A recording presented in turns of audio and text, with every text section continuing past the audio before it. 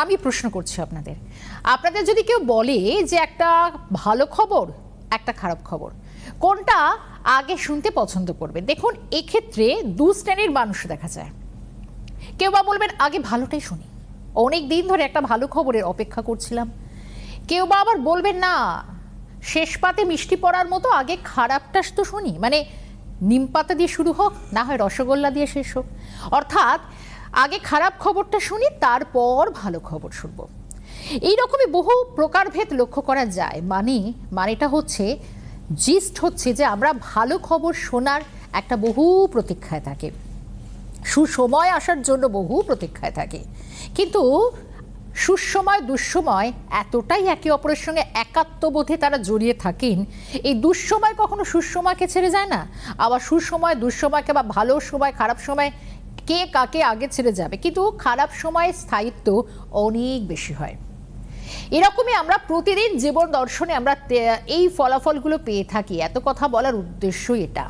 অর্থাৎ যখন 2026 বছরের শুরুতে আমরা শুরু করেছিলাম, তখন আমরা বলেছিলাম যে এটা একটা নতুন বছর, নতুন বছরে কিন্তু অনেক কিছু চমক থাকবে। যদি আপনি একটু শাইন করতে চান, তাহলে নিজের ভালো সময়টাকে ঠিক একটু পাথরে ঘষে মেজে নিলে সেটা কিন্তু আপনার দ্বারা সম্ভব। আজকে আমরা দেবদর্শন অনুষ্ঠান যখন শুরু করছি, এত কথা বলার উদ্দেশ্য কারণ আজকে 16 মার্চ, আর একটা গোটা সপ্তাহ আমাদের কেমন যাবে তার একটা গ্রাফ আমরা আগে থেকে এঁকে রাখার চেষ্টা করি। তার কারণ দেখুন, গ্রাফ বা রাফটা যদি আমাদের যদি সঠিক হয়, তাহলে মূল অঙ্কটা সব সময় ঠিক হবে। তাই আজকে আলোচনা করব এইভাবেই।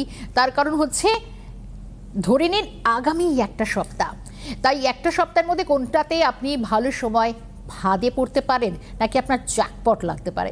এবং অবশ্যই আজকে একটু কম কথা বলেই শুরু করব, কারণ দেবদর্শনে মূল অনুষ্ঠান আচার্য কৃষ্ণমূর্তি পদ্ধতি আচার্য দেবদত্ত আমাদের সঙ্গে রয়েছেন, এবং অবশ্যই ঈশ্বরের ফাউন্ডার চেয়ারম্যান দেবদত্ত দাই বাকিটা বলবেন। দেবদত্ত দা, আজকে সন্ধ্যায় স্বাগত জানাই। হরি ব্রহ্ম। বিষয়টা বলেও দিয়েছি দর্শকদের, এবং আজকে আমরা একটা আলোচনা করব যে এই গোটা হপ্তাহটা, কারণ আমরা চাই যে একটা গোটা সপ্তাহের একটা সামারি আমরা বা অঙ্কটা ছকে নিই যে কেমন যাবে, কিন্তু ফাঁদ না জ্যাকপট কি হতে চলেছে সেটা হচ্ছে ডিপেন্ড করছে। যেমন আমি যদি মেষ রাশি দিয়ে বলি, তাহলে এই সপ্তাহে চন্দ্র কোথায় কোথায় থাকবে। আচ্ছা, চন্দ্র থাকছে মকর, তারপরে থাকছে কুম্ভ। মকর মানে 10, কুম্ভ মানে 11, দ্বাদশ স্থান মানে মিন, এবং শেষ করে উইকেন্ডে নিজের ঘরে। তো এই সপ্তাহে মেষ রাশিকে যেটা সব থেকে আগে যেটা করতে হবে, নিজের ইগোটাকে একটু ছাড়তে হবে। আচ্ছা, এবং 19 তারিখ এবং 20 তারিখ বিশেষ করে কোনো রকম কারোর কোনো ট্র্যাপে পা দেবে না।